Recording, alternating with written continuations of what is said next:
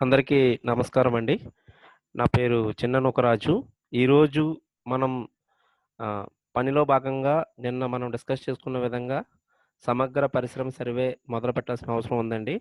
So, దానికి సంబంధించి దీనికొక application ఉంటదని చెప్పాను. దానికి సంబంధించిన లింక్ షేర్ చేయడం జరిగింది. హోప్ అందరూ డౌన్‌లోడ్ చేసుకుంటారని అనుకుంటున్నాను. నేను మీకు సంబంధించిన కడప మండలానికి సంబంధించిన డేటా ఎవరు ఏ engineering assistant and ward amenity secretary ఎవరైతే ఉన్నారో ఏ ఇండస్ట్రీస్ వెళ్లి విజిట్ చేయాలనేది నేను ఒక ఎక్సెల్ షీట్‌లో మ్యాప్ ఇవ్వడం జరిగింది. సో, ఆ మ్యాపింగ్ ప్రకారం మీరు చేయవలసి ఉంటుంది. అండ్ మొదటగా నిన్న మనం అనుకున్నట్టుగా 1-60 మధ్యలో ఈ నంబర్స్‌లో ఉన్న మైక్రో ఇండస్ట్రీస్‌ని మీరు ముందుగా విజిట్ చేసేయండి. ఆ తర్వాత 61-75 మధ్యలో ఉన్న మా మీడియం అండ్ స్మాల్ ఇండస్ట్రీస్‌ని విజిట్ చేయొచ్చు. ఫస్ట్ ఇందులో భాగంగా మీకొక అప్లికేషన్ ఇస్తానని చెప్పడం జరిగింది కదండీ! ఈ అప్లికేషన్‌లో ఇంటర్ఫేస్ ఎలా ఉంటదనేది చెప్దాం అనుకుంటున్నాను. మీకు ఈ అప్లికేషన్ డౌన్‌లోడ్ చేసుకున్న తర్వాత యూజర్ ఐడీ, పాస్వర్డ్ అడుగుతుందండి.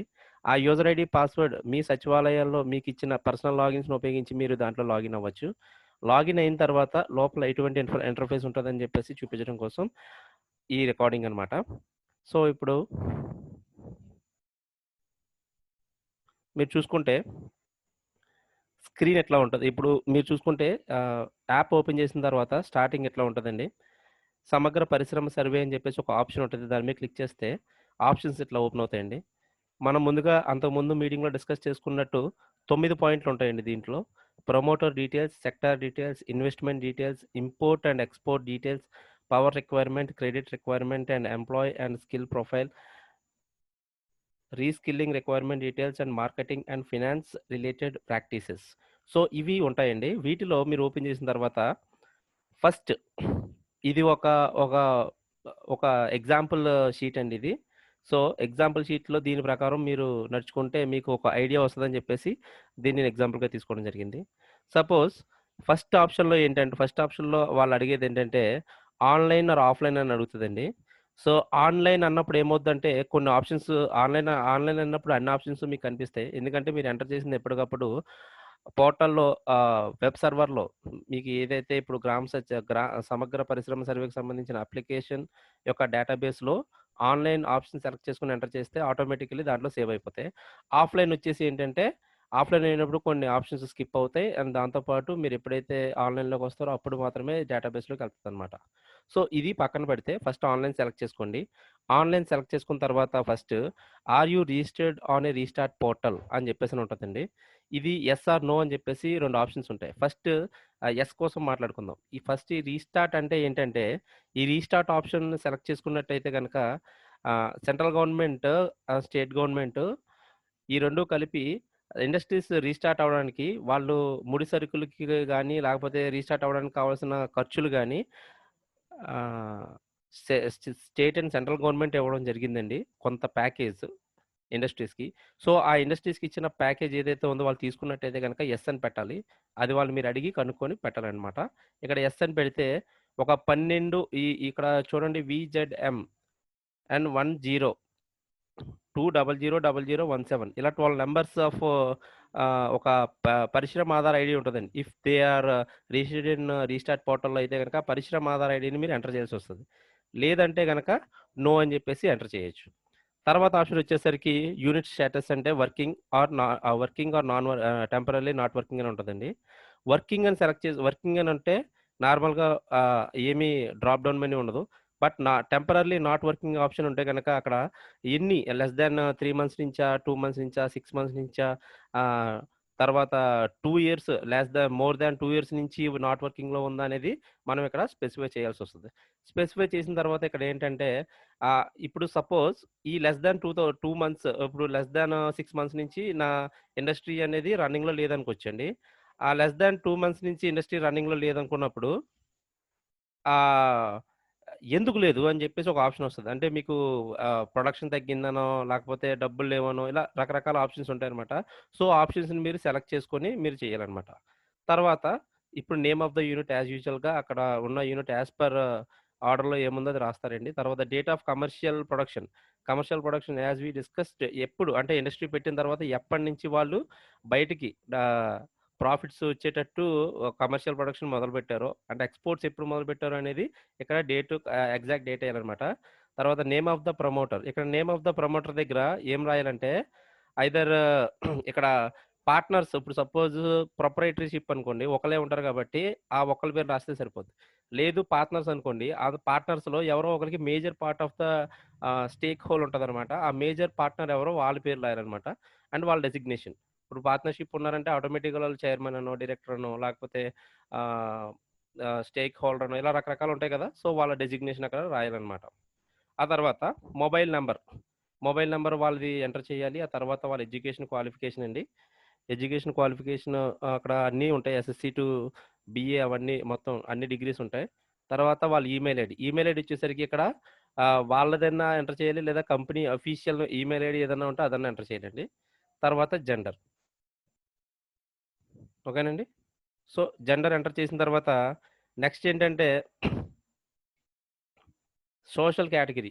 వాళ్ళ క్యాస్ట్ డీటెయిల్స్‌ని అందులో ఫిల్ చేయాలనమాట. ఎవరైతే మనము promoter name of the promoter ఇచ్చి name of the promoter suppose ఇద్దరు పార్ట్నర్స్ ఉన్నారంటే నేమ్ ఆఫ్ ద ప్రమోటర్ ఒకళ్ళదిచ్చి తర్వాత ఇంకొకళ్ళ యొక్క క్యాస్ట్ డీటెయిల్స్ ఎంటర్ చేయకూడదండి. ఎవరైతే మనం నేమ్ ఎంటర్ చేసామో వాళ్ళ క్యాస్ట్ డీటెయిల్సే మనం ఎంటర్ చేయాలి. Type of legal entity. అది ఇందాక మీకు చెప్పినట్టు ప్రొప్రైటరీయా, పార్ట్నర్‌షిప్పా, తర్వాత సోషల్ లయబిలిటీయా, పబ్లిక్ లిమిటెడా, ప్రైవేట్ లిమిటెడా అని చెప్పేసి ఉంటాయండి. అక్కడ ఉన్న కంపెనీ లిస్ట్‌లో కంపెనీ పేరుని చూసి మనం దాన్ని ఈజీగా అంచనా వేయొచ్చు. తర్వాత Aadhaar ID of the promoter. ఆ ప్రమోటర్ యొక్క ఆధార్ ఐడీ అండ్ ప్రూఫ్ ఇక్కడ ఎంటర్ చేయాలండి. ఇక్కడ మనం ఫోటో తీసి ఎంటర్ చేయాల్సొస్తది. సో, ఇక్కడ మీరు ఫోటో తీసి ఎంటర్ చేసేటప్పుడు ఒకటి గుర్తుపెట్టుకోండి క్లియర్‌గా. అది జిరాక్స్ అయినా ప్రాబ్లమ్ లేదని చెప్పేసి చెప్పడం జరిగింది. సో, ఏ ప్రూఫ్ ఉన్నా సరే అది ఎంటర్ చేయాలి. Have your industry related after have you industry restarted after COVID-19 lockdown. అంటే కోవిడ్-19 లాక్‌డౌన్ తర్వాత అంటే ఇప్పుడు లాక్‌డౌన్ తర్వాత ఏంటంటే అన్‌లాక్ అయిన తర్వాత మీది స్టార్ట్ అయిందా? యెస్ అంటే యెస్, నో అంటే నో అని చెప్పేసి పెట్టాలి. How has your business affected due to lockdown? అక్కడ లాస్ ఆఫ్ ప్రొడక్షన్ అని చెప్పేసి ఇక్కడ చాలా ఉంటాయి. లాస్ ఆఫ్ ప్రొడక్షన్ అనొచ్చు. లేకపోతే మనీ తర్వాత మిషనరీ ఫాల్ట్ ఇలా రకరకాల ప్రాబ్లమ్స్ ఉంటాయి కదా! వాళ్ళకి ఏ ప్రాబ్లమ్ ఉంటే దానికి రిలేటెడ్‌గా ఇది పెట్టాల్సొస్తదనమాట. తర్వాత, తర్వాత ఇప్పుడు సెక్టార్ డీటెయిల్స్‌కొచ్చే ఇప్పుడు సెకండ్ కాలమ్‌లోకొచ్చామండి. సెక్టార్ డీటెయిల్స్‌లోకొస్తే ఇక్కడ మన డిస్ట్రిక్ట్, మండల్, తర్వాత industry falls under industrial sector. అంటే ఇది ఇప్పుడు మీరెళ్ళే కడప మండలం అనేది ఎక్కడికొస్తది? కాకినాడ మున్సిపాలిటీకొస్తదా? మున్సిపల్ కార్పొరేషన్‌లోకొస్తదా? లేకపోతే గ్రామ పంచాయతీలకొస్తదా? అని చెప్పేసి ఆ పర్టిక్యులర్ ఏరియా ఏదైతే ఉందో అది చేయాలి. గ్రామ పంచాయత్ మెట్టవలస అని చెప్పేసి సపోజ్ ఇక్కడ ఏదో ఇచ్చారనుకోండి. అలా మనం ఏదైతే ఆ పర్టిక్యులర్ ఇండస్ట్రీ ఎందులోకొస్తదో అది పెట్టాలనమాట.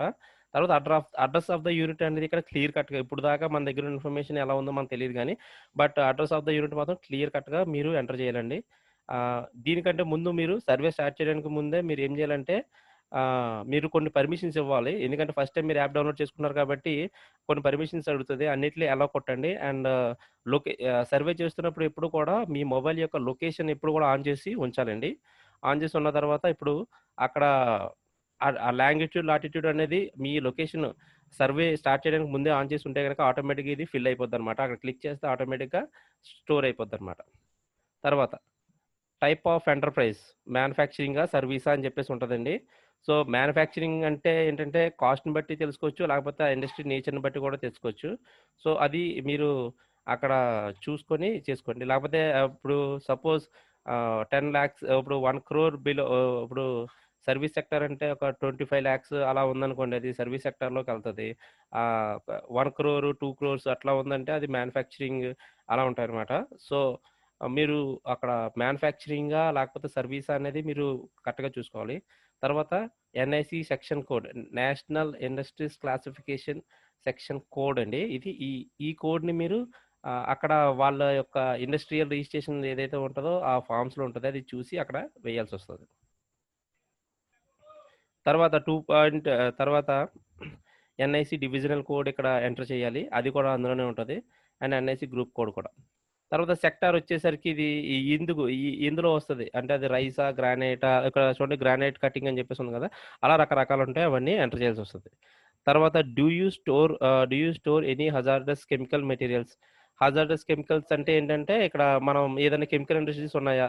ఇప్పుడు సపోజ్ లాక్‌డౌన్ వల్ల కెమికల్ ఇండస్ట్రీస్ ఏదైతే ఉన్నాయో, ఆ కెమికల్ ఇండస్ట్రీస్ ఆగిపోయి ఉన్నాయండి. ఇప్పుడు అయి మళ్ళీ స్టార్ట్ అయితే వాటి యొక్క ఇప్పుడు కెమికల్స్ ఏదైతే ఉన్నాయో, ఆ కెమికల్స్ స్టోర్ చేసి ఉంటాయి కదండీ! సో, వాటిని యూజ్ చేయకుండా అలా ఉంచారు కాబట్టి, ఏమన్నా ఉన్నాయా అని జెప్పేసి చెప్పాలి.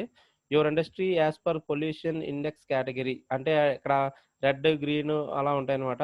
సో, ఈ రెడ్, గ్రీన్ ఈటిల్లో ఏ కేటగరీలో మీదుందని జెప్పేసి రాయాలన్నమాట. అంటే ఇక్కడ ఏ కేటగరీలో ఉన్నది ఎలా తెలుస్తదంటే, ఇక్కడ కొన్ని కలర్స్ ఉంటాయండి. కలర్ కోడింగ్ ఉంటదన్నమాట. సో, ఆ కలర్ కోడింగ్‌ని బట్టి మనం చూసుకోవాలి.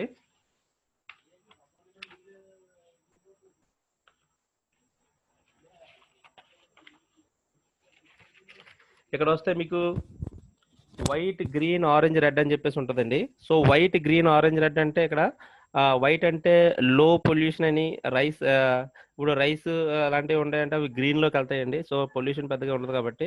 తర్వాత ఆరెంజ్ అంటే కొంచెం కెమికల్ స్టోర్ చేసుకున్నాయని, రెడ్ అంటే వెరీ హజార్డస్ అని చెప్పేసి. సో, అది depending upon the industry nature అది మీరు అక్కడ పెట్టాల్సొస్తదనమాట. అక్కడ మీరు చూస్తే అర్థమైపోతది. ఎంతవరకు గ్రీన్‌లోకొస్తదా? వైట్‌లోకొస్తదా? మాక్సిమం మన దగ్గర అన్ని వైట్, గ్రీన్ మాక్సిమం ఆరెంజ్‌లు ఉంటాయి గానీ, రెడ్ జోన్‌లో ఉండేవి చాలా తక్కువుంటాయి. రెడ్ జోన్ అంటే ఈ టపాకాయలు గట్టా ఉంటాయి గదండీ! ఈ ఫైర్ క్రాకర్స్ అవన్నీ కూడా. సో, అలాంటివి అవి రెడ్‌లోకొస్తాయన్నమాట. ఎందుకంటే కొంచెం ఆహ్, ప్రమాదంతో కూడుకున్నది కాబట్టి అవన్నీ. సో, అలా అన్నమాట. తర్వాత production manufactured in the unit. ఏమి మ్యానుఫ్యాక్చర్ చేస్తున్నారనేది ఇక్కడ మనం యాడ్ చేయాలి. మాన్యుయల్‌గా ఎంటర్ చేయాలండి ఇక్కడ. మాన్యుయల్‌గా ఎంటర్ చేసి వాళ్ళు ఏమేమి తయారు చేస్తున్నారనేది ఇక్కడ మనం పెట్టాలన్నమాట. తర్వాత,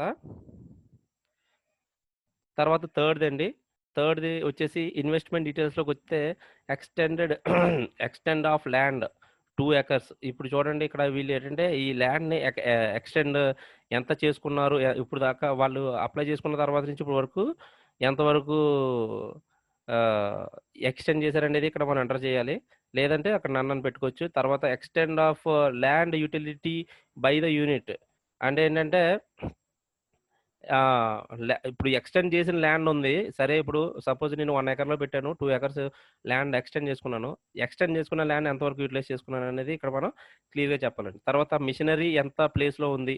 తర్వాత ఇక్కడ చూడండి plans and machinery investment in lakhs అంటే ప్లాంట్‌కి, మిషనరీకి ఎంత కాస్ట్ పెట్టాం మనం. అంటే ఎంత ఇప్పుడు తీసుకున్న లోన్‌లో గాని, లేకపోతే మన ఈ డైరెక్ట్ ఇన్వెస్ట్‌మెంట్‌లో గాని ఎంత ఇన్వెస్ట్‌మెంట్ పెట్టామనేది చెప్పాలి. ల్యాండ్ మీద ఎంత పెట్టామో చెప్పాలి. అండ్ బిల్డింగ్ మీద. బిల్డింగ్‌కి డిఫరెన్స్ ఏంటంటే ల్యాండ్ అంటే జస్ట్ ఒక ప్లేస్ అనమాట. అంటే ఒక ఫ్లాట్ ప్లేస్. తర్వాత బిల్డింగ్ అంటే ఫ్లాట్ ప్లేస్ మీద మనం ఏదైతే మనం కడుతున్నామో దానికి ఎంత పెట్టారు. తర్వాత టోటల్ ఇన్వెస్ట్‌మెంట్ అంటే ఈ 3 ఎంటర్ చేస్తే ఆటోమేటికల్లీ ఇక్కడ ఫిల్ అయిపోద్దండి. కావాలంటే మీరు ఇక్కడ చూసుకోండి ఇక్కడ 40, 45, 95, 95, 30, 115 సో, ఇలా వచ్చేస్తదనమాట. తర్వాత installed capacity of plant quantity ఎంత ఇప్పుడు సపోజ్ ఇక్కడ ఎలా ఉంటదంటే ఆపరేటింగ్ కెపాసిటీ, ఇన్‌స్టాల్డ్ కెపాసిటీ ఏంటంటే ఈ ప్లాంట్ ఈ ప్లాంట్ సపోజ్ ఒక 30,000 కేజీస్ ఆఫ్ రైసెస్‌ని రెగ్యులర్‌గా చేస్తది. 30,000 కేజీస్. కానీ దాని కెపాసిటీ అది. డైలీ చేసే కెపాసిటీ అది. కాకపోతే ఏంటంటే డైలీ ఎంత చేస్తారంటే 20,000 చేస్తారు. అట్లా అనమాట. సో, అలాగా వాళ్ళని కనుక్కొని చెప్పాలండి ఇక్కడ క్లియర్ కట్‌గా. అండ్ యాన్యువల్ టర్నోవర్ వచ్చేసి ఇక్కడ ఇక్కడ ఫిల్ చేయాలండి ఇక్కడ మనం. Are you planning for expansion ఇంకా ఎక్స్‌పాన్షన్‌కి ఏమైనా ప్లాన్ చేసుకుంటున్నారా అనేది కూడా మనం ఇంకా ఫర్దర్ మోర్ ఎక్స్‌పాన్షన్ అంటే వేరే చోట యూనిట్స్ పెట్టడం గాని, లేదా ఉన్న చోటనే ఇంకా ఎక్స్‌టెండ్ చేయడం గాని ఇలాంటివి ఉంటాయి కదండీ! అవేమైనా ఉన్నాయా? ఉంటే యెస్ అని పెడితే ఏంటి అని చెప్పేసి అది కూడా అక్కడ కూడా ఫిల్ చేయాలన్నమాట. తర్వాత 3.12 3.12 ఏంటంటే కేటగరీ ఆఫ్ ఫర్మ్ ఎంఎస్ఎంఈ అంటే మైక్రోనా, స్మాలా. ఫస్ట్ మీకిచ్చిన 1-60 ఎళ్ళే అన్నీ కూడా మైక్రో ఉంటదండి. మీరు డిఫాల్ట్‌గా మైక్రో పెట్టేసుకోవచ్చు. ఏం ప్రాబ్లమ్ లేదు. అండ్ తర్వాత ఇప్పుడు ఇక్కడ పాన్ ఆఫ్ ద ఎంటర్‌ప్రైజ్ అంటే ఆ కంపెనీకి ఒక పాన్ ఉంటదండి. అది ఎంటర్ చేయాల్సొస్తది. ఆ మైక్రో అని పెట్టిన తర్వాత, తర్వాత జీఎస్టీ నంబర్ ఉంది గదండీ! మైక్రో ఇండస్ట్రీస్‌కి జీఎస్టీ నంబర్ ఆప్షనల్. మీరు ఒకవేళ ఎంటర్ చేసుకున్నా ఓకే. ఇప్పుడు ఉంటే ఓకే ఎంటర్ చేయండి. ఒకవేళ జీఎస్టీ నంబర్ లేకపోతే గనక నన్ అని పెట్టేసేయండి. Not a problem. తర్వాత అప్లోడ్ ఆ పాన్ కార్డ్ ఏదైతే ఎంటర్ చేసామో ఆ కంపెనీ యొక్క పాన్ కార్డ్ యొక్క ఫోటో పెట్టాలి.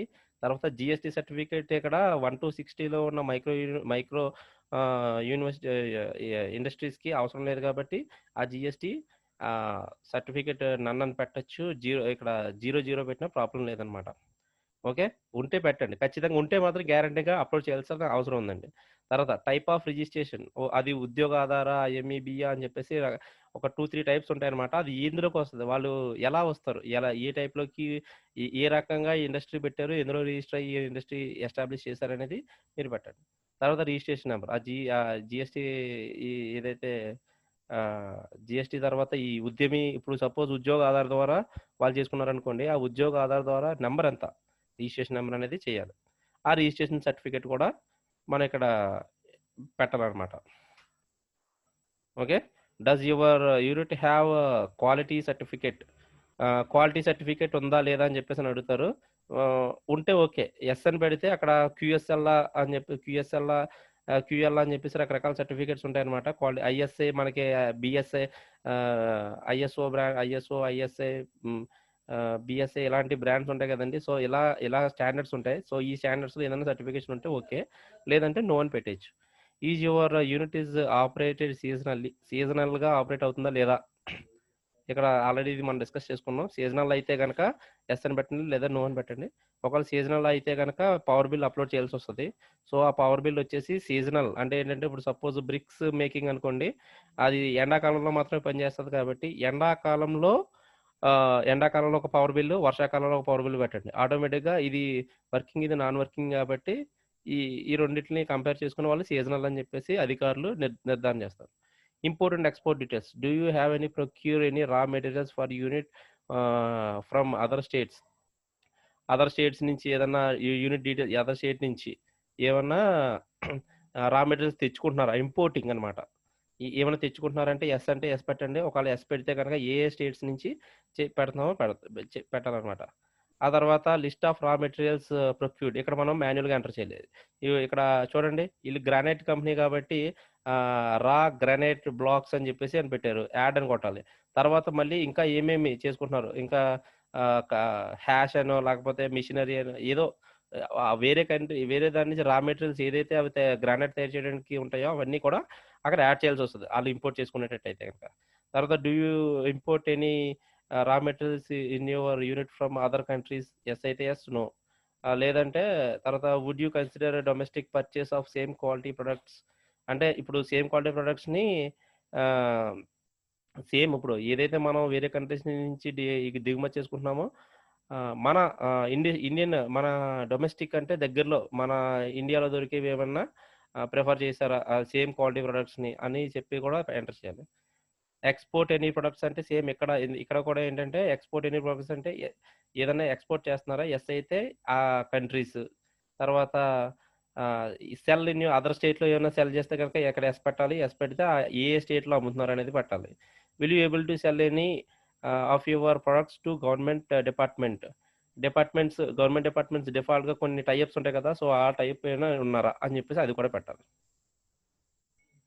సో, ఇది ఈ ఫోర్త్ కాలమ్‌కి సంబంధించి ఇంపోర్ట్స్ అండ్ ఎక్స్‌పోర్ట్ డీటెయిల్స్. తర్వాత పవర్ రిక్వైర్మెంట్స్ వచ్చేసి ఇది category 1 type of power category type 2, 3, 4 అని చెప్పేసి ఉంటదనమాట.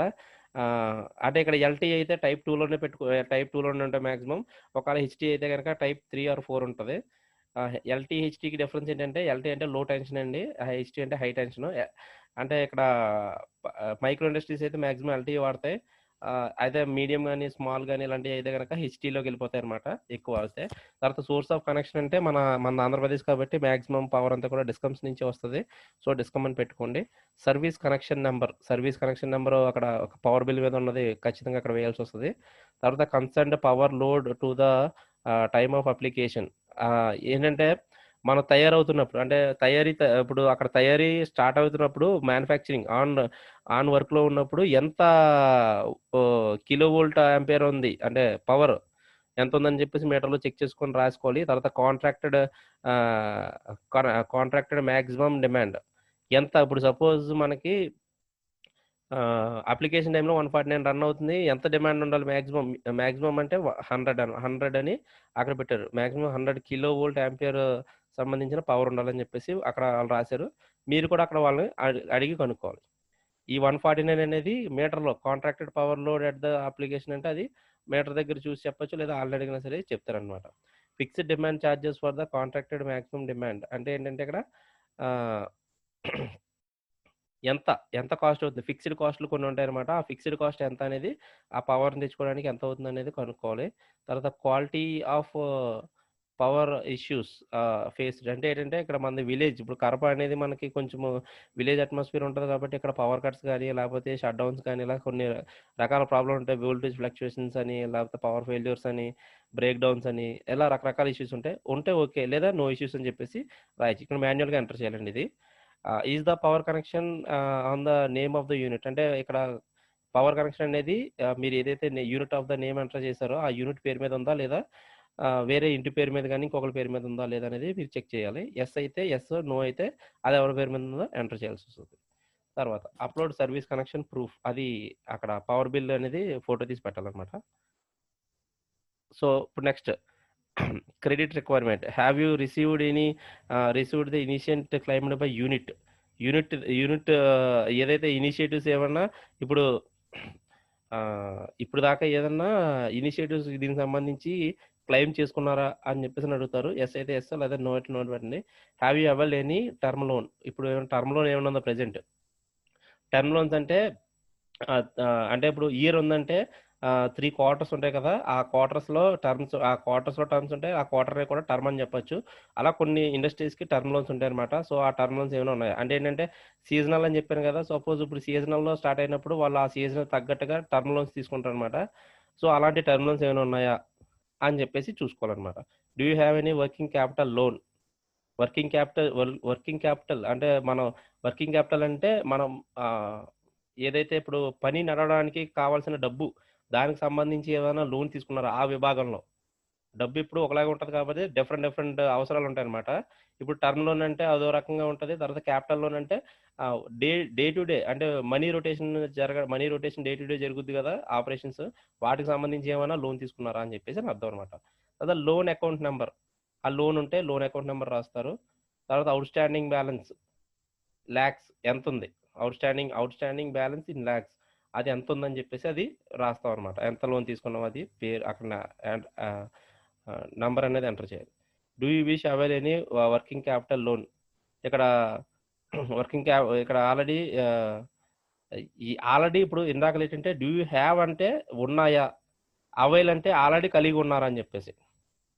సో, ఇదైతే యెస్ అయితే యెస్, నో అయితే నో అని ఎంటర్ చేయండి. తర్వాత తర్వాత సెవెంత్ అండి. ఇది కొంచెం important. Employee and skill profile యాక్చువల్‌గా ఈ ఈ ఏదైతే మనం సమగ్ర పరిశ్రమ సర్వే చేస్తున్నామో ఇది చాలా ఇంపార్టెంట్ కాలమ్ అనమాట. సో, ఇందులో ఏంటంటే ఇక్కడ మీరు number of male employees, female employees ఎంతమంది పనిచేస్తున్నారనేది క్లియర్ కట్‌గా ఎంటర్ చేయాలండి. ఇక్కడ మాత్రం చాలా ఫుల్ ట్రాన్స్‌పరెంట్‌గా ఉండాలి. ఎందుకంటే ఇక్కడే మనకి ఉద్యోగాలొచ్చే అవకాశం ఉందనమాట. సో, ఉద్యోగాలనేవి ఎక్కువ కల్పించే అవకాశం ఇక్కడే మనకుంది కాబట్టి లోకల్స్ మన దగ్గర ఉన్న నిరుద్యోగులందరికీ ఈ టైంలో ఉద్యోగాలు కల్పించే అవకాశం ఉంది. ఎందుకంటే చాలామంది వేరే రాష్ట్రాల నుంచి వచ్చిన మైగ్రెంట్ లేబర్స్ ఈ కోవిడ్ వల్ల వాళ్ళ వాళ్ళ స్వస్థలాలకు వెళ్ళిపోయారు కాబట్టి, సో, మనకి ఈ క ఈ టైంలో మనం దీన్ని ఆహ్, ఆ జాబ్స్‌ని లోకల్‌కి ఇచ్చుకున్నట్టయితే గనక మనకి నిరుద్యోగం అనేది తగ్గే ఛాన్స్ ఉంటది. అండ్ ప్రతి ఒక్కరికి ఏదో ఒక ఆధారం దొరికినట్టు అవుతది. అందుకోసం ఈ ఎంప్లాయీ అండ్ స్కిల్స్ ప్రొఫైల్ అనేది చాలా ఇంపార్టెంట్ అండి. సో, ఇక్కడ males, number of females enter చేసిన తర్వాత number of persons currently employed in the unit. ఇప్పుడు ప్రెజెంట్ ఎంతమంది పని చేస్తున్నారు? ఈపీఎఫ్ అంటే ఎంప్లాయీ ప్రావిడెంట్ ఫండ్ అకౌంట్ కలిగిన ఎంప్లాయీస్ ఎవరన్నా ఉన్నారా? మాక్సిమం మైక్రో యూనిట్స్‌లో ఎవరు ఉండకపోవచ్చు. ఒకవేళ ఉంటే వాళ్ళ నేమ్స్ ఎంటర్ చేయండి. Do you have any apprentice? Apprentice అంటే ఒక ఫిక్స్డ్ కాంట్రాక్ట్ టైమ్‌కి పనిచేసి వెళ్ళిపోయే ఎంప్లాయీస్ ఉంటారనమాట. అంటే మాక్సిమం స్టూడెంట్స్ ఉంటారనమాట. స్టూడెంట్స్ కానీ, పాస్డ్ ఔట్స్ కానీ ఇట్లా ఉంటారనమాట. సో, అలా పాస్డ్ ఔట్స్ ఉన్న స్టూడెంట్స్ ఏజ్ ప్రకారం వాళ్ళు ఉన్నారా లేదా? అప్రెంటిస్ ఉన్నారా లేదా అనేది ఎంటర్ చేసుకోవాలి. తర్వాత వేరే skills available in the unit. వేరే skills available in the unit అంటే ఏమేమి స్కిల్డ్ వర్కర్స్ ఉన్నారు అందులో అని చెప్పేసి. ఇక్కడ చూడండి, ఇక్కడ యాడ్ చేసుకోవాలండి ఇక్కడ మనం మాన్యువల్‌గా.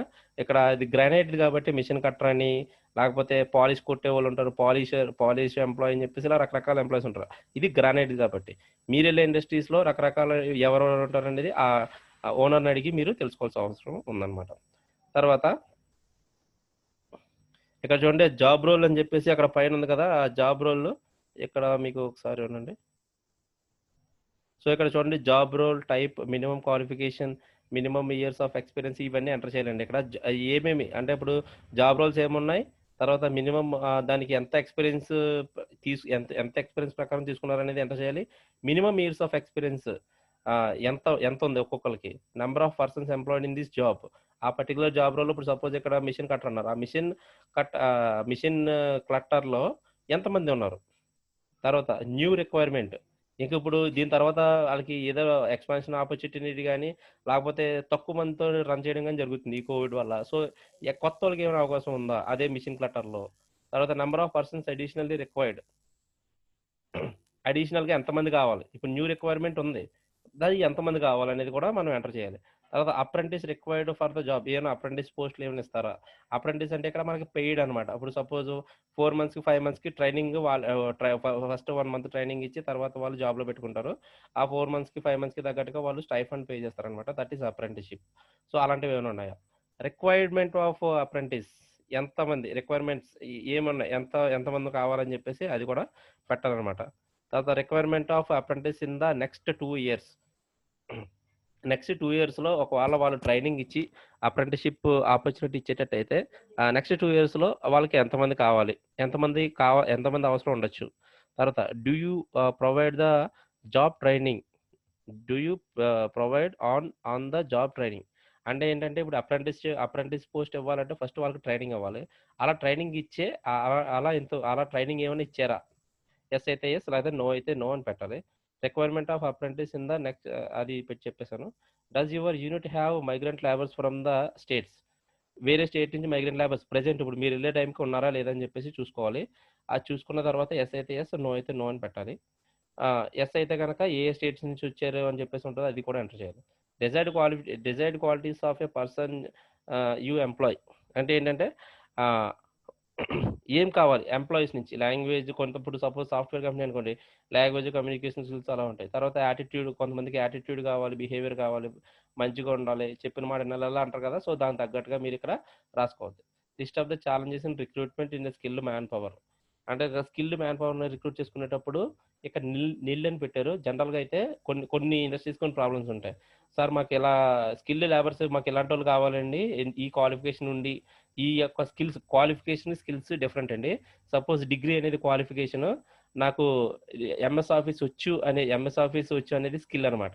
సో, అలా క్వాలిఫికేషన్, స్కిల్ వాళ్ళకి కావాల్సిన దాంట్లో కొంతమందికి ఫుల్‌ఫిల్ అవ్వవు. కొంతమంది అసంతృప్తిగా ఉంటారు. సో, అలాంటి వాళ్ళని ఆహ్, అలాంటోళ్ళకు అలాంటి ఏమైనా ప్రాబ్లమ్స్ ఉన్నాయా అనేది చూడాలి. అప్పుడు మనం ఆ ఏరియాలో ఆ యూత్‌కి ఆ పర్టిక్యులర్ ట్రైనింగ్ ఇవ్వచ్చు. సపోజ్ ఇక్కడ ఆ ఏరియాలో రైస్ మిల్ ఉందండి. రైస్ మిల్స్ ఎక్కువగా ఉన్నాయి.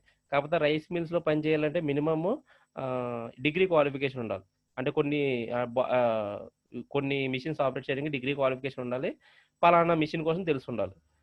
సో, అక్కడ డిగ్రీ క్వాలిఫికేషన్ ఉన్నవాళ్ళు ఉన్నారు గానీ, ఆ మెషిన్ కోసం తెలిసినోళ్ళు తక్కువ మంది ఆ మెషిన్ కోసం తెలిసినోళ్ళు అసలు ఎవరు లేరనుకోండి. ఆ మెషిన్‌ని ఎలా ఆపరేట్ చేయాలనే దాని మీద మనం ట్రైనింగ్ ఇప్పించొచ్చనమాట. అప్పుడేమవుద్దంటే ఆ మెషిన్ ఆపరేట్ చేయడం కోసం వేరే రాష్ట్రంలో ఉన్న ఎవరైతే ఉన్నారో లేబర్స్ వాళ్ళ మీద ఆధారపడకుండా మన లోకల్‌లో ఉన్న ఎంప్లాయీస్‌ని ప్రొవైడ్ చేసుకుంటారు. అదే. తర్వాత ట్రైనింగ్ టైమ్‌లో ఏమన్నా ఛాలెంజెస్ ఎదురయ్యాయా? మ్యాన్ పవర్‌ని రిక్రూట్ చేసుకునే టైంలో ట్రైనింగ్స్‌ని. తర్వాత facing the sitting during the lockdown time and after lockdown. అంటే ఏంటంటే లేబర్స్‌ని రిక్రూట్ చేసుకునేటప్పుడు before lockdown, after lockdown challenges and ఏంటి ఇష్యూస్ ఏమైనా ఉన్నాయా అని చెప్పేసి దానికోసం రాయాలన్నమాట. తర్వాత are you willing to support CM centre excellence skills colleges. అంటే ఇప్పుడు సీఎం జగన్మోహన్ రెడ్డి గారు ప్రతి పార్లమెంట్ నియోజకవర్గానికి ఒక స్కిల్ కాలేజ్‌ని అండ్ ఒక స్కిల్ ఎక్సలెన్స్ కాలేజ్‌ని పెడుతున్నారు కదా! సో, వాటికి మీరు సపోర్ట్ చేస్తున్నారా? అనేది కూడా కనుక్కోవాలి. ఫస్ట్ కనుక్కునేటప్పుడు డైరెక్ట్‌గా అడగడం కాకుండా, ఇలా మనం చెప్పాలి. ఇలా స్కిల్ కాలేజీలు పెడుతున్నారండి. ఈ స్కిల్ కాలేజీల్లో ఆయా ఏరియాలో ఉన్న స్కిల్స్‌కి ప్రకృతి వనరులకు తగ్గట్టుగా ట్రైనింగ్స్ ఇస్తారు. ట్రైనింగ్స్ ఇచ్చిన తర్వాత జాబ్స్ కల్పిస్తారు. దానికి మీరు సపోర్ట్ చేస్తున్నారా? అంటే మన యూత్‌కి నైపుణ్యాలు పెంచి వాళ్ళకి జాబ్‌లు ఇచ్చేటట్టు ప్లాన్ చేస్తున్నారు. దానికి మీరు సపోర్ట్ చేస్తున్నారని చెప్పిన తర్వాత అడగాలండి. డైరెక్ట్‌గా స్కిల్ కాలేజ్ అంటే చాలా మందికి తెలియకపోవచ్చు. బికాజ్ విలేజెస్‌లో ఉన్నవాళ్ళు న్యూస్ పేపర్ ఫాలో అవ్వకపోవచ్చు. ఒకవేళ ఫాలో అయినా అది అంత పట్టించుకోకపోవచ్చు. కొంతమందికి పరిజ్ఞానం కూడా లేకపోవచ్చు. సో, అలా లేకపోయినప్పుడు మనం చెప్పి ముందు కంటెంట్ చెప్పిన తర్వాత బిల్డింగ్ కనుక్కోవాలి. లేపోతే చాలామంది ఏమోండి మాకు తెలీదంటే మనం నో పెట్టుకుంటూ వెళ్ళిపోతాం. అప్పుడు ఆ ప్రోగ్రామ్‌కి హైర్ అఫీషియల్స్ ఏమనుకుంటారంటే ఆ ప్రోగ్రామ్ మీద సుముఖత తక్కువ ఉందనే ఫీలింగ్‌లో ఉంటారు. బట్ ఒరిజినాలిటీ ఏంటంటే ప్రాబ్లమ్ మన దగ్గర వస్తదనమాట. సో, అలాంటివి చేయకుండా ముందు ఈ ప్రోగ్రామ్ కోసం వివరించి చెప్పండి. ఓకే. తర్వాత eighth column requirement of individual work force. అంటే ఇక్కడ స్కిల్లింగ్ అంటే ఇక్కడ APSSDC Andhra Pradesh state skill development corporation అనే ఒక నోడల్ ఏజెన్సీ ద్వారా గవర్నమెంట్ అండర్టేకెన్ నోడల్ ఏజెన్సీ ద్వారా ట్రైనింగ్స్ అన్ని వేస్తాయి. ఇప్పుడు ఈ skill requirement of industrial work force అంటే ఏంటంటే సపోజ్ అక్కడ ఉన్న ఆల్రెడీ ఉన్న ఎంప్లాయీస్ ఎవరైతే ఉన్నారో ఆ ఎంప్లాయీస్‌కి ట్రైనింగ్ అక్కడున్న ఆల్రెడీ పనిచేస్తున్న ఎంప్లాయీస్‌కి అడిషనల్ ట్రైనింగ్ ఏమైనా కావాలనేది ఇక్కడ మనం ఫిల్ చేయాల్సి వస్తదనమాట. సో, దానికి తగ్గట్టుగా మనం ఏపీఎస్ఎస్‌డిసి ద్వారా ట్రైనింగ్ ఇస్తారు. ఇక్కడ చూడండి మీరిక్కడ సపోజ్ ఇక్కడ చూడండి రెడ్డి శివ అని చెప్పేసి ఒక మిషన్ క్లట్టర్, ఈపీఎఫ్ అకౌంట్ నంబర్ అని చెప్పేసి 124361 అని చెప్పేసి ఇచ్చారు. ఆధార్ నంబర్ ఇలా ఏదైతే ఉన్నాయో ఇవన్నీ ఎంటర్ చేయాలండి. ఇవి జనరల్‌గా ఆహ్, ఆహ్, స్మాల్ అండ్ మీడియం స్కేల్ ఇండస్ట్రీస్‌లో ఉండొచ్చు. మైక్రో ఇండస్ట్రీస్ మాక్సిమం ఉండకపోవచ్చని అనుకుంటున్నాను. ఒకవేళ ఉంటే గనక ఖచ్చితంగా అక్కడ ఈ రోస్ అనేవి డెఫినిట్‌గా ఎంటర్ చేయాలండి. బికాజ్ ఇది కూడా చాలా మ్యాండేటరీ ఇంపార్టెంట్ అనమాట. ఇక్కడ చూడండి please mention details of your unit employees, industry workers they are reskilling requirement. Reskilling అంటే ఏంటంటే ఆల్రెడీ ఒక స్కిల్‌తో ఉన్నవాడికి అడిషనల్ స్కిల్స్ ఇంపాక్ట్ చేయడానికి ఏమన్నా ఉన్నాయా అని చెప్పేసి. Okay. Reskilling will be done by government of Andhra Pradesh through APSSDC. Okay. So, ఇది రీస్కిల్లింగ్ అంటే అర్థం ఏంటండి? ఆల్రెడీ స్కిల్ అయ్యి అదే యూనిట్‌లో వర్క్ చేస్తున్న వాడికి అడిషనల్ స్కిల్స్ ఏమైనా కావాలనేది ఇక్కడ మనం ఎంటర్ చేయాలి. తర్వాత marketing and finance related last and final ninth option. So, ఈ కాలమ్ ఉంటదండి. సో, ఈ కాలమ్స్‌లో please indicate to extent which of the following marketing mediums. ఇదంతా మీకు ఆల్రెడీ నేను ఇంతకు ముందు మీటింగ్‌లో చెప్పింది. కావాలంటే మళ్ళీ చెప్తాను నేను. ఇక్కడ చూడండి ఫస్ట్ ఇప్పుడు రేడియో అడ్వర్టైజింగ్, ఆహ్, రేడియో రేడియో అంటే రేడియో ద్వారా ఎఫ్ఎం రేడియో ఉంటది కదా! సో, ఎఫ్ఎం రేడియో ద్వారా ఏమన్నా అడ్వర్టైజ్‌మెంట్‌లు ఇస్తున్నారా? ఒకవేళ ఇస్తే ఎంత? Do not use it. ఈళ్ళైతే యూజ్ చేయట్లేదు కాబట్టి డు నాట్ యూజ్ ఇట్. ఒకవేళ తక్కువ యూజ్ చేస్తే లిటిల్, ఆ తర్వాత కొంచెం నార్మల్‌గా మీడియం అంటే మోడరేట్, ఎక్కువైతే ఫెయిర్ ఆర్ ఎ లాట్ అని చెప్పేసి పెట్టుకోవాలి. తర్వాత Google Google my business page ఈ వీటి ద్వారా గూగుల్ ద్వారా ఏమైనా చేస్తున్నారా? అది. తర్వాత మార్కెటింగ్ రీసెర్చ్ ఏమైనా చేస్తున్నారా? అంటే మార్కెటింగ్ రీసెర్చ్ అంటే వాళ్ళ ప్రొడక్ట్ ఇప్పుడు సపోజ్ నేను కంపెనీ 2000 ఇయర్‌లో పెట్టానండి. ఇప్పుడు 2020 ఎవ్రీ ఇయర్ నా ప్రొడక్ట్ ఏ ఇయర్‌లో ఏ ప్రొడక్ట్ ఎళ్తుంది? ఏ మంత్‌లో ఎళ్తుంది? ఏ మంత్‌లో సేల్స్ ఎక్కువున్నాయి? ఇలా మార్కెట్ రీసెర్చ్ అనేది చేస్తున్నారా? అనేది మెన్షన్ చేయాలి. మాక్సిమం మైక్రో ఇండస్ట్రీస్‌లో తక్కువ ఉండొచ్చు. ఒకవేళ చేస్తే ఓకే. లేకపోతే డు నాట్ యూజ్ ఇట్ అని చెప్పేసి పెట్టేయొచ్చనమాట. ఒకవేళ మీరెళ్ళేది మీడియం అండ్ స్మాల్ ఇండస్ట్రీస్ అయితే గనక ఖచ్చితంగా ఈట్లి మీద కనుక్కోవాలి. ఎందుకంటే ఏ మాధ్యమాలను ఉపయోగిస్తున్నారనేది తెలుసుకోవడం ద్వారా కూడా మనం నిరుద్యోగులకి ఇన్ఫర్మేషన్ ఇవ్వచ్చు. పలానా ఇండస్ట్రీ పలానా మాధ్యమాన్ని ఉపయోగించి డేటా ఇస్తుందంటే, ఆ మాధ్యమాల్ని ఫాలో అవ్వమని చెప్పామనుకోండి ఆటోమేటిక్‌గా ఏమవుద్ది? సపోజ్ ఒక ఇండస్ట్రీ ఉంది. ఆ ఇండస్ట్రీ రేడియో ద్వారానే ఎక్కువ జాబ్ అప్డేట్స్ ఇస్తుందంటే, ఆ ఇండస్ట్రీస్‌లో జాయిన్ అవ్వాలని చాలా మందికుంటది. కాపోతే రేడియో ఫాలో అవ్వరాళ్ళు. ఆళ్ళు ఇంటర్నెట్‌ని, ఫేస్‌బుక్‌ని అన్నిటిని ఫాలో అవుతారు. రేడియో ఫాలో అవ్వరు. అదే మనం ఇప్పుడు తెలుసుకున్నాం అనుకోండి. సో, మీరు రేడియోని ఫాలో అయితే ఈ పలానా ఇండస్ట్రీస్‌లో ఉద్యోగాల గురించి సమాచారాన్ని తెలుసుకోవచ్చు అని చెప్పేసి చెప్పొచ్చనమాట. సో, అందుకని ఇవి ఏమేమి ఫాలో అవుతున్నారు, ఎంత వరకు యూజ్ చేస్తున్నారనేది ప్రాపర్‌గా పెట్టాలి. సో, దిస్ ఈస్ అబౌట్ సమగ్ర పరిశ్రమ సర్వే యాప్ అండి. ఒరిజినల్ ఇంటర్‌ఫేస్ ఇట్లా ఉంటది. మీరు ఒక ఇండస్ట్రీ కోసం ఎంటర్ చేసిన తర్వాత డేటా మొత్తం కూడా మీరు పీడీఎఫ్‌లో ఇలానే డౌన్‌లోడ్ అవుతది. This is the sample industry list అనమాట. సో, మీరు దీని ప్రకారం మీరు ఫాలో అవ్వాల్సొస్తది. దీనికి సంబంధించి మీకు చాలా టెక్నికల్ ఇష్యూస్ వస్తాయండి. సో, ఈ టెక్నికల్ ఇష్యూస్ వచ్చేటప్పుడు మీరు ఫాలో అవ్వాల్సిందేంటంటే మీకు ఒక 2 నంబర్స్ వస్తాయండి. టీసీఎస్ కంపెనీ నుంచి ఇక్కడ నేను మీకు షేర్ ఇచ్చానండి. సో, టీసీఎస్ కంపెనీ ఏదైతే ఉందండి టీసీఎస్ కంపెనీ యొక్క యాప్ డెవలపర్స్ అనమాట వీళ్ళు. App development team. Sunil Kumar and Phani Varma. వీళ్ళ నంబర్స్ ఏదైతే ఉన్నాయో ఇక్కడ నేను స్క్రీన్ మీద డిస్‌ప్లే చేస్తున్నాను. అది మీకు గ్రూప్‌లో కూడా నేను మీకు షేర్ ఇస్తానండి. సో, ఎవరైతే ఈరోజు సమగ్ర పరిశ్రమ సర్వేకి వెళ్తారో మీకేదన్నా యాప్‌లో టెక్నికల్ ఇష్యూస్ వస్తే ఈ నంబర్స్ కాంటాక్ట్ చేయండి. అండ్ నా సిన్సియర్ సజెషన్ ఏంటంటే each and everyone will go through మొబైల్‌తో పాటు ఒక బుక్ కూడా పట్టుకెళ్ళండి. ఎందుకు అంటే మొబైల్‌తో పాటు బుక్కు ఇఫ్ ఇన్ కేస్ యాప్‌లో ఏదైనా ప్రాబ్లమ్ వచ్చి ఇది ఆప్షన్స్‌లో ఒకవేళ కొన్ని ఆప్షన్స్ వాళ్ళు చెప్పిన ఆప్షన్స్ దీంట్లో లేకపోయినా సరే, మనం అక్కడ ఎంటర్ చేయకుండా వచ్చేయడం మానేసి మాన్యుయల్‌గా బుక్ తీసుకెళ్ళి, ఆ బుక్‌లో మనం ఎంటర్ చేసుకున్నామనుకోండి, ఏదైతే మనకి కాన్‌ఫ్లిక్ట్ వచ్చిందో ఆ ఇండస్ట్రీ యొక్క డీటెయిల్స్ బుక్‌లో ఎంటర్ చేసుకున్నామనుకోండి, ఆటోమేటిక్‌గా ఏమవుద్దంటే యాప్‌లో ఇష్యూస్ సాల్వ్ అయినప్పుడు మనం ఇంట్లో కూర్చొని ఆ ఇండస్ట్రీస్ యొక్క డీటెయిల్స్ ఎంటర్ చేయొచ్చు. And more over first and మళ్ళీ మళ్ళీ మీకు గుర్తు చేస్తుందేంటంటే, ప్రతి ఇండస్ట్రీకెళ్ళేటప్పుడు మీరు వర్క్ చేస్తున్నప్పుడు ఫోటో ఖచ్చితంగా ఉండాలండి. బికాజ్ ఆ ఫోటోనే మీరు వర్క్ చేశారనే దానికి సాక్ష్యం అనమాట. సో, మీరు అక్కడున్న అక్కడ సర్వే చేస్తున్నప్పుడు ఉన్న ఫోటో అక్కడ ఏదన్నా వేరే ఏదో అబ్జర్వ్ చేసినప్పుడు ఉన్న ఫోటోస్ అవన్నీ కూడా ఇండస్ట్రీ యొక్క ఎవరైతే ఉంటారో ఓనర్స్ వాళ్ళతో పాటు ఒక ఫోటో ఖచ్చితంగా ఉండాలండి. అవి గ్రూప్‌లో షేర్ చేయాలి. So, this is about app regarding details and problems. Thank you so much. So, ఇది మీరు తెలుసుకొని ఈరోజు సర్వే స్టార్ట్ చేస్తారని అనుకుంటున్నాను. Thank you so much.